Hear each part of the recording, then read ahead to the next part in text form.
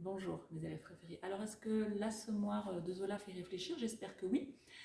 Et avant de réfléchir, en fait, vous avez éprouvé des sentiments. On va un peu les analyser. Vous avez très certainement, parfois, et plus ça avance dans le livre, plus j'espère que vous l'avez ressenti, vous avez eu un sentiment de répulsion, de dégoût. Ce roman répugne, c'est ce que voulait Zola. Il s'en explique d'ailleurs dans une préface qu'il a écrite a posteriori, une fois que tout le monde lui a dit « mais franchement, c'est un roman dégoûtant ». Il a dit « bah oui, bah, je l'ai fait exprès, j'ai utilisé cette manière de parler, j'ai imité le peuple, j'ai montré que toute la morale disparaissait ».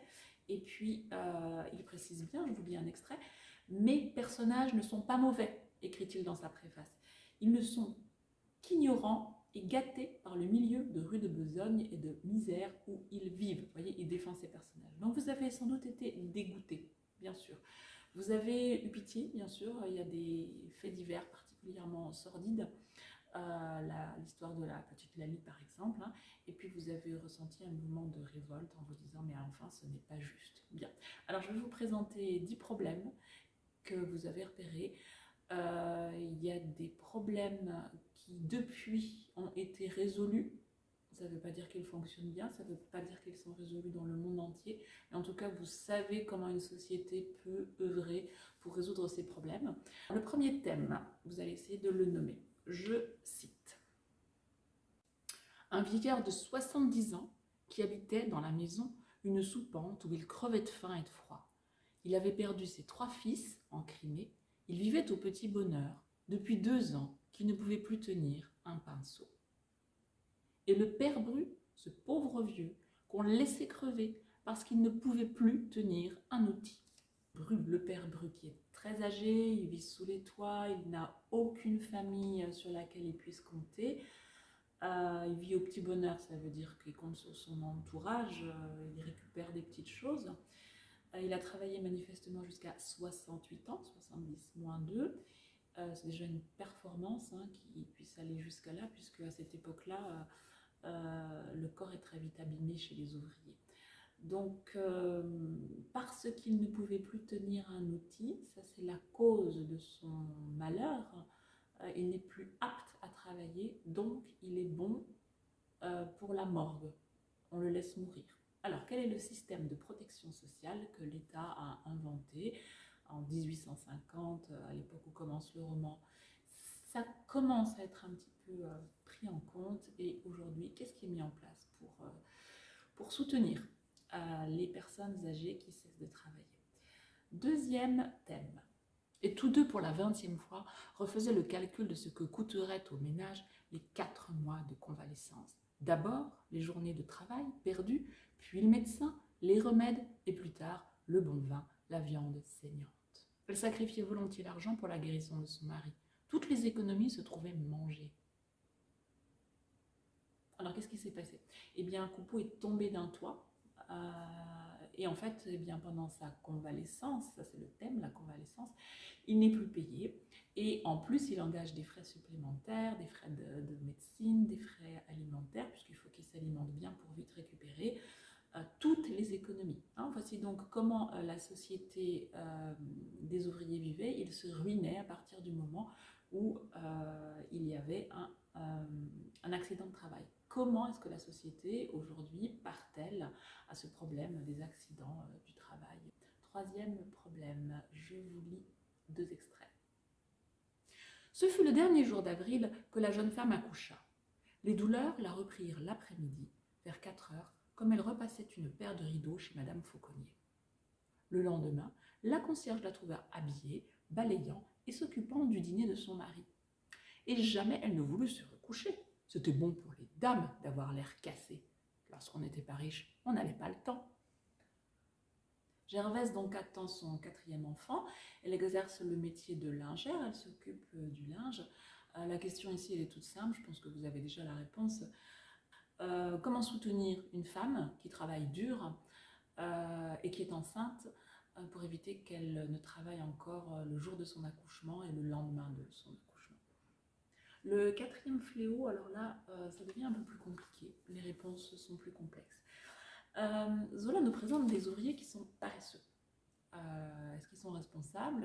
Est-ce qu'il y a d'autres facteurs finalement qui les empêchent d'être réguliers au travail? Alors on a d'abord une sortie d'usine. Regardez, il est midi. Des cloches d'usine sonnaient et les ouvriers ne se pressaient pas, rallumaient des pipes. Puis, le dos arrondi, après s'être appelés d'un marchand de vin à l'autre, ils se décidaient à reprendre le chemin de l'atelier en traînant les pieds. Très souvent, ils ne vont pas au travail. Hein. Ils commencent à y aller, puis finalement, eh bien, ils se laissent entraîner, ils se laissent divertir, ils rentrent à la maison, ils montent à leur femme. 2 jours sur 6, Coupeau s'arrêtait en route, buvant les 40 sous avec un ami, et revenait déjeuner en racontant une histoire. Cette fois-ci, c'est la sortie de l'atelier, mais alors tous les 15 jours, au moment où les ouvriers se font payer. Il y en avait aussi de lugubres, la mine rafalée, serrant dans leurs poings crispés les 3 ou 4 journées sur 15 qu'ils avaient faites, se traitant de feignants et faisant des serments d'ivrogne. Donc ce qu'on constate, c'est qu'ils ont travaillé un quart, un tiers du temps. Ça fait relativement peu, ils ont l'air de le regretter. Ils regrettent leur propre paresse. Et puis après la convalescence, on n'a plus du tout envie de retourner au travail. Peut-être qu'on prend même conscience de l'exploitation dans laquelle vit le prolétariat. Leur journée était tombée de 12 francs à 9 francs. Et on parlait de le diminuer encore. On avait baissé la journée des boulonniers de 9 francs. Elle était tombée à 7 francs à cause des machines qui, maintenant, faisaient toute la besogne. Il garda une sourde rancune contre le travail. C'était un métier de malheur, de passer ses journées comme les chats le long des gouttières. Eux, pas bêtes, les bourgeois. Ils vous envoyaient à la mort, bien trop poltrons pour se risquer sur une échelle, s'installant solidement au coin de leur feu et se fichant du pauvre monde. Que je vous pose, eh bien, comment lutter, comment faire en sorte que les ouvriers soient plus réguliers, qu'ils aient plus de cœur à l'ouvrage. Le 5e fléau social, eh bien, je parle toujours des conditions de travail des ouvriers. Il s'agit de ce fameux salaire que l'on reçoit donc à l'époque, au milieu du 19e siècle, tous les 15 jours. Alors, tous les 15 jours, on appelle ça, de manière populaire, ils appelaient ça la sainte touche, le jour où l'ouvrier touche son salaire. Et on rajoute sainte devant parce que c'était un jour sacré, c'était un jour où l'ouvrier était extrêmement heureux et puis cet enthousiasme se transformait en grande fête brutale. Alors, à la sortie de l'usine, il y a les femmes. Vous avez appris ça en histoire, elles sont là, elles amènent les enfants, il fait froid, elles attendent. Et les ouvriers ont la tendance à dissimuler l'argent pour ne pas partager de manière équitable, ou bien parce qu'ils se considèrent comme volés, ou parce qu'ils estiment qu'ils ont le droit d'aller faire la fête pour fêter le travail difficile qu'ils ont subi. Donc, je vous lis d'abord. La blanchisseuse, sur les conseils de Madame Boche, allait bien parfois guetter son homme à la sortie de l'atelier pour pincer le magot tout frépondu. Mais ça ne l'avançait guère. Des camarades prévenaient Coupeau, l'argent filait dans les souliers ou dans un porte-monnaie moins propre encore. Gervaise aperçut 4 ou 5 femmes qui montaient la garde, comme elle, à la porte du maître zingueur. Encore des malheureuses, bien sûr, des épouses guettant la paix pour l'empêcher de s'envoler chez le marchand de vin. Une avait amené ses 2 mioches qu'elle traînait à droite et à gauche, grelottant et pleurant. On célébrait la sainte touche, quoi. Une sainte bien aimable qui doit tenir la caisse du paradis. La rigolade tournait aux querelles et aux coups. La saoulerie soufflait dehors un besoin de s'assommer, quelque chose de farouche qui donnait aux passants des visages pâles et convulsés. Vrai, le quartier était propre. Les couteaux sortaient des poches et la petite fête s'achevait dans le sang. Question que vous allez résoudre. Expliquez s'il vous plaît comment faire pour que la paye soit répartie de manière équitable, juste, honnête dans les familles. Le 6e fléau social de cette époque, alors il est évoqué à plusieurs reprises, Alors, un moment particulièrement douloureux, c'est le moment où il faut payer le loyer mensuel de l'appartement, tout aussi misérable qu'il soit. Je vous lis ça. Ce qui les exterminait, c'était par-dessus tout de payer leur terme. Pour payer le terme, ils auraient vendu de leur chair. Un vrai jour du jugement dernier, la fin des fins, l'écrasement du pauvre monde. La femme du troisième allait faire 8 jours au coin de la rue. Alors faire 8 jours, ça veut dire qu'elle se poste au coin de la rue, cette femme, pour se prostituer pendant 8 jours. Coupeau, lorsque vraiment le couple est au fond du fond déjà, ils n'ont plus rien. Hein, vous voyez, depuis le début, ils passent leur temps à vendre tous leurs meubles. Dès qu'ils ont un meuble en trop, ils vont le vendre. Ils n'ont plus rien du tout. Et puis Coupeau sous-entend à sa femme qu'elle pourrait bien se débrouiller. Je vous lis. « Tu veux donc que je vole ?» murmura-t-elle d'une voix sourde. « Non, ça, c'est défendu, dit-il. Mais quand une femme sait se retourner... » Et donc qu'elle pourrait aller vendre ce qui lui reste, en l'occurrence son corps. Comment lutter pour que les femmes ne soient pas obligées de se prostituer quand elles n'ont plus rien? Le 7e problème que vous voyez largement, c'est, je vous lis la première citation, vous me dites quel est le thème. Le père Macquart, roi de coups, sa pauvre femme. Gervaise, depuis sa tendre enfance, donc, est battue. Donc on voit Gervaise qui est battue, qui espère donc ne plus l'être dans sa vie. Il y a encore un idéal, ce serait de ne pas être battue si je me remettais jamais en ménage. Non, ça ne me plairait pas d'être battue. Et puis finalement, sa fille Nana, à 10 ans, regardez comment elle est éduquée. Lorsque le père tapait dessus, la mère soutenait la gamine, et lorsque la mère à son tour cognait, le père faisait une scène. Chaque soir, Nana recevait sa raclée. Quand le père était là de la battre, la mère lui envoyait des torgnoles pour lui apprendre à bien se conduire. Et puis alors celle qui est une sorte de figure christique, le martyr de ce roman, c'est Lali, un fait divers tout à fait sordide. Je ne vous lis que quelques extraits. Vous voyez, c'est le genre de page que je lis, mais que j'ai même du mal à vous lire, parce que Zola a poussé, je pense, la pitié jusqu'au bout, et c'est très difficile d'accepter le sort de cet enfant victime de la violence de son père. Ça rentrait dans sa tâche de tous les jours d'être battu. Personne n'osait se risquer dans la chambre, parce qu'on connaissait Bijard, une bête brute, quand il était saoul. Il ne dessoulait jamais d'ailleurs. Madame Bijard, les cheveux arrachés, saignante, râlait d'un souffle fort, avec des prolongés à chaque coup de talon de Bijard. Dans un coin de la chambre, la petite Lali, alors âgée de 4 ans, regardait son père assommer sa mère. L'enfant tenait entre ses bras, comme pour la protéger, sa sœur Henriette. Après avoir tué la maman d'un coup de pied, est-ce qu'il ne venait pas de massacrer la fille? Alors, comment lutter? Comment faire régresser? Comment faire en sorte que les pères ne battent pas leurs enfants, que les violences domestiques n'existent plus et que les gens se parlent plutôt que de se taper dessus? Le 8e problème, bon, tout ça c'est lié, hein, bien sûr, et bien voilà, toute une classe sociale qui a faim. On est au milieu du 19e siècle. Effectivement, c'est une époque où il y a un contraste dans l'alimentation assez important. Les tables des bourgeois sont extrêmement fournies, des festins sont organisés et le prolétariat crève de faim. S'il mangeait du pain au beau temps, les fringales arrivaient avec la pluie et le froid. Les portes de ce coin de l'immeuble avaient beau s'ouvrir, elles ne lâchaient guère souvent des odeurs de cuisine.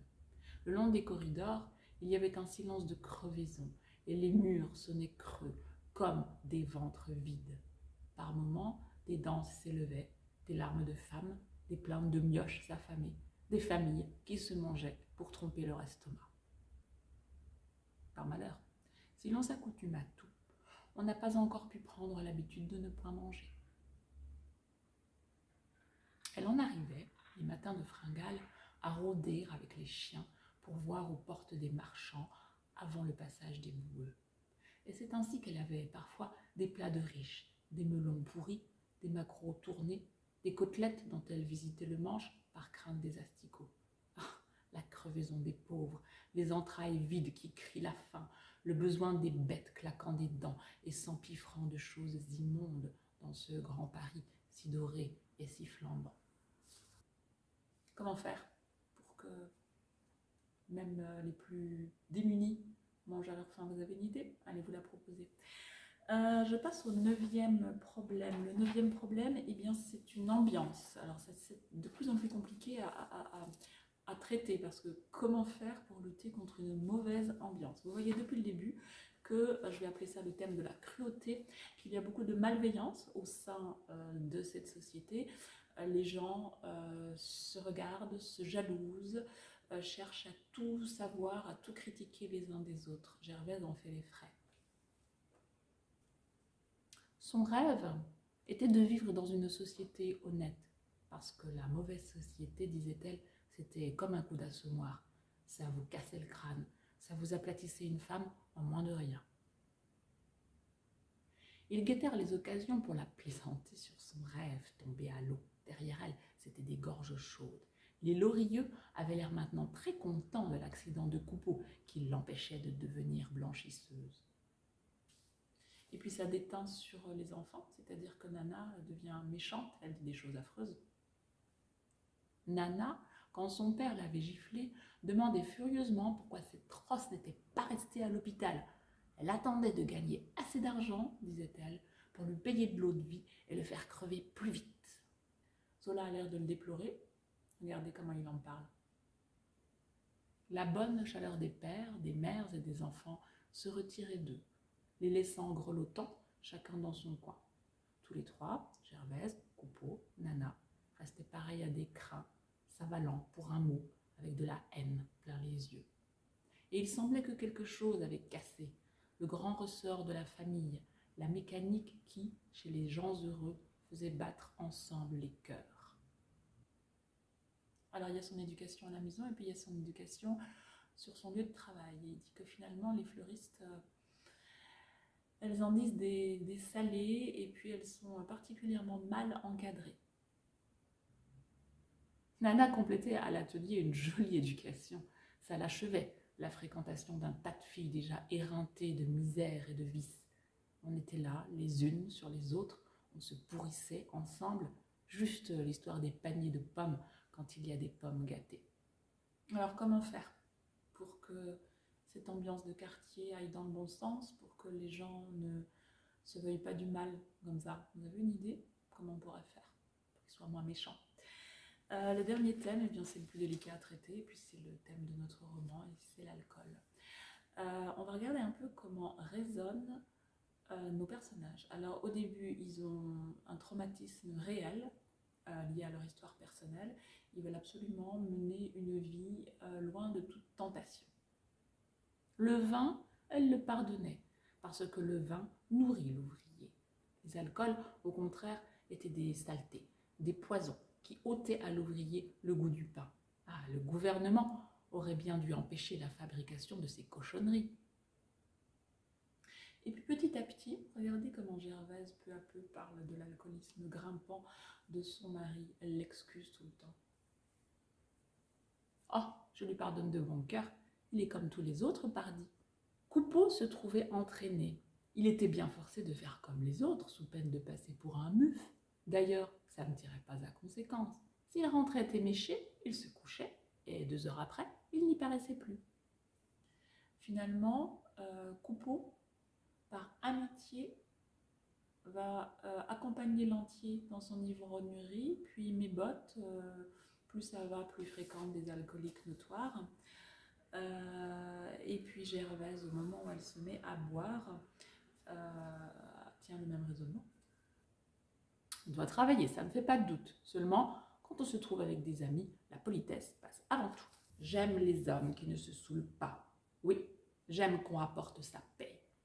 Ah, c'est ça qui te chiffonne, dit le zingueur sans cesser de ricaner. Tu de ta part? Alors, grande cruche, Pourquoi tu refuses une consommation? Prends donc, c'est tout bénéfice. Au deuxième verre, Gervaise ne sentit plus la faim qui la tourmentait. Si la paix fondait dans le fil en quatre, on se la mettait sur le torse au moins. On la buvait limpide et luisante comme du bel or liquide. Ah, elle en voyait joliment flouter le monde. La vie ne lui offrait pas tant de plaisir. D'ailleurs, ça lui semblait être une consolation d'être de moitié dans le nettoyage de la monnaie. Est-ce que vous ne trouvez pas que c'est un peu absurde comme raisonnement? Vous pouvez expliquer, s'il vous plaît, pourquoi est-ce qu'il raisonne mal? Coupeau ne connaissait qu'un remède, se coller sa chopine de cric, un coup de bâton dans l'estomac qui le mettait debout. Tous les matins, il guérissait ainsi. Ça, c'est la mauvaise foi de l'alcoolique. Essayez d'expliquer. Ce qui l'enquiquinait le plus, c'était un tremblement de ses deux mains. Alors, il se vissait le verre dans le coco, furieux, gueulant qu'il lui en faudrait des douzaines et qu'ensuite il se chargerait de porter un tonneau sans remuer un doigt. Gervaise lui disait au contraire de ne plus boire s'il voulait cesser de trembler, et il se fichait d'elle. Il buvait des litres à recommencer l'expérience, s'enrageant, accusant les omnibus qui passaient de bousculer son liquide. Dans le quartier, les soulardes de son espèce racontaient maintenant qu'elle buvait pour se consoler de la culbute de sa fille. Les jours où elle rentrait ronde comme une bourrique, elle bégayait que c'était le chagrin. Mais les gens honnêtes haussaient les épaules. On la connaît, celle-là, de mettre les culottes de poivre d'Assommoir sur le compte du chagrin. En tout cas, ça devait s'appeler du chagrin en bouteille. Une jolie source de poison. Une opération qu'on aurait dû enterrer dans une cave, tant elle était effrontée et abominable. Alors ça, c'est Zola qui parle. Ça veut dire quoi? Comment ça s'appelle le fait de vouloir interdire l'alcool pour toute une société? Est-ce que vous croyez que c'est ce pourquoi il plaide, Zola? Ou bien est-ce qu'il y aura peut-être des solutions moins radicales? Est-ce que vous connaissez le cas de pays qui ont pratiqué ces mesures? Est-ce que vous savez ce que ça a donné? Est-ce que vous pensez que l'ivrognerie est moins importante aujourd'hui, qu'on a réussi en partie à l'éradiquer? Comment on a fait? Finalement, il y a un moment où Zola donne une solution particulièrement brutale. Ça se passe à l'hôpital psychiatrique Sainte-Anne. Coupeau est interné, il vit ses derniers jours, il est en proie au délirium tremens, c'est-à-dire qu'il a des convulsions nerveuses, des hallucinations, il se cogne contre tous les murs, et Gervaise, lorsqu'elle lui rend visite, est complètement fascinée. Et puis un jour, elle rencontre un médecin, et voilà le petit dialogue qu'ils ont. Est-ce que le père de cet homme buvait? Oui, monsieur, un petit peu, comme tout le monde, il s'est tué en dégringolant d'un toit un jour de ribote. Est-ce que sa mère buvait? Dame, monsieur, comme tout le monde, vous savez, une goutte par-ci, une goutte par-là. La famille est très bien. Il y a eu un frère, mort très jeune, dans des convulsions. Le médecin la regardait de son œil perçant. Il reprit de sa voix brutale. Vous buvez aussi, vous? Gervaise bégaya, se défendit, posa la main sur son cœur pour donner la parole sacrée. Vous buvez, prenez garde, voyez où mène la boisson. Un jour ou l'autre, vous mourrez ainsi. Est-ce que vous pensez que ça pourrait changer le comportement de Gervaise? Bref, quelle est la solution pour réduire l'alcoolisme, pour boire pour le plaisir sans se détruire? Puisque finalement, Zola, il pense que ce cas de Gervaise de Coupeau, ce n'est pas un cas isolé. Il est absolument convaincu que la société court à sa perte. Regardez ce qu'il dit dès le début. L'alambic, sourdement, sans une flamme, sans une gaieté dans les reflets éteints de ses cuivres, continuait, laissait couler sa sueur d'alcool, pareille à une source lente et entêtée, qui, à la longue, devait envahir la salle, se répandre sur les boulevards extérieurs, inonder le trou immense de Paris. Voilà, 10 fléaux de la société de l'époque. Est-ce qu'on reste dans cette optique absolument pessimiste et désespérée? Ou bien est-ce que vous pensez qu'il y a quand même une marge de progression possible?